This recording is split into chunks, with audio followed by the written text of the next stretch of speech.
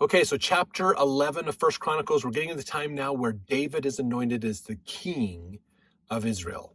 So verse 1, then all Israel gathered themselves to David unto Hebron, saying, behold, we are thy bone and thy flesh. And moreover, in time past, even when Saul was king, thou wast he that led us out and brought us in Israel. Meaning, David was really the main leader of the military, and he was kind of Saul's right-hand man until Saul went wicked. And then when he went wicked and the kingdom was given over to David by the prophet, then Saul hated David at that point. Let's see, continuing on in verse 2, and the Lord thy God said unto thee, thou shalt feed my people Israel, and thou shalt be ruler over my people Israel.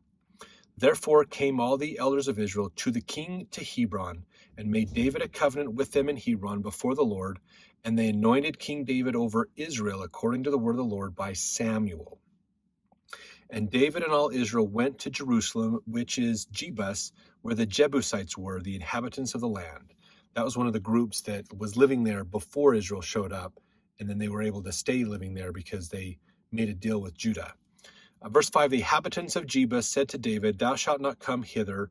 Nevertheless, David took the castle of Zion, which is the city of David. And David said, whosoever smiteth the Jebusites first shall be chief and captain. So Joab, the son of Zeruiah, went first up and was chief. So that's a little bit of a nugget we didn't get before, that Joab, who was the commander, kind of the right-hand man to David as far as military is concerned, he was very aggressive at this point when they were fighting the Jebusites to get into Jerusalem. They took it and went in there basically. Verse 7, and David dwelt in the castle, therefore they called it the city of David. And he built the city round about, even from Millo round about, and Joab repaired the rest of the city. Now Jerusalem, Bethlehem, is the city of David. If you remember I believe it's in Luke, he gets into that with the birth of Christ. So Jerusalem, Bethlehem's a suburb of Jerusalem basically, but it's kind of that whole area that he gets into and rules basically.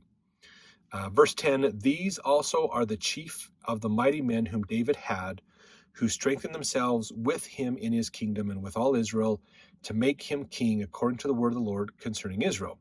This is the number of the mighty men whom David had. Jeshobeam. So this is going to go through and list these people, basically. So again, I'm not going to read some of these out, but it talks about how they were there, what they did, some of the places that they fought, and how they distinguished themselves in some ways. Verse 15, now 3 of the 30 captains went down to the rock to David into the cave of Adullam. That's where David was hiding. These are the ones that kind of defected from Saul and went and protected David when David was in hiding. And the host of Philistines camped around the valley Rephaim. David was then in the hold. The Philistines' garrison was then at Bethlehem. David longed and said, oh, that one would give me drink of the water of the well of Bethlehem, that is at the gate. And 3 brake through the host of the Philistines, drew water out of the well of Bethlehem, and that was by the gate, and took it and brought it to David. And David would not drink of it, but poured it out to the Lord, and said, my God forbid it me that I should do this thing. Shall I drink the blood of these men that have put their lives in jeopardy? For with the jeopardy of their lives they brought it. Therefore he would not drink it. These things did these 3 mightiest. So that's kind of a little story that is told, let's see, 2 Samuel, where would that be? 23, maybe? Anyways, 2 Samuel, they tell that story there, and David's like, I'm not going to drink this water. You guys sacrificed your lives. Your lives aren't worth, I would love to drink this water, but your lives aren't worth that sacrifice to get this water to me, so I'm not going to drink it, because I want you to know that your life is worth more. Don't do that again, kind of a thing, basically.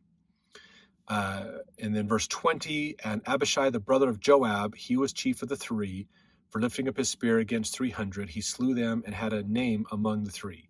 Remember, Joab became the right-hand man for David. Of the 3, he was more honorable than the 2, for he was their captain. Howbeit he attained not to the first 3. So this is going into these names of these people.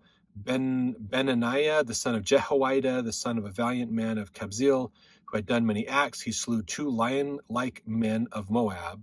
Also, he went down and slew a lion in a pit in a snowy day. That's one of the first times I've ever seen snow mentioned in the scriptures, actually. That's interesting. He slew an Egyptian, man of great stature, 5 cubits high, and in the Egyptian's hand was a spear like a weaver's beam, and he went down to him with a staff, plucked the spear out of the Egyptian's hand, slew him with his own spear.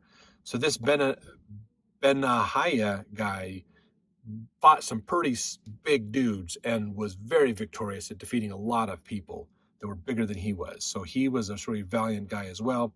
So now they're going to go into more of the names of these valiant men and what they did to record them as these valiant men. Interesting thing, verse 41, there's an important name that shows up in here. Uriah the Hittite. Uriah was one of these valiant men that followed David.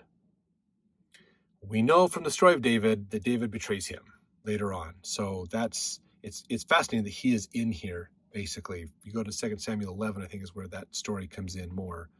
But anyways, that's what these are the men that helped, or the valiant men that worked with David and fought with David and helped him out basically during his time. So let's jump over to chapter 12 to continue to learn more.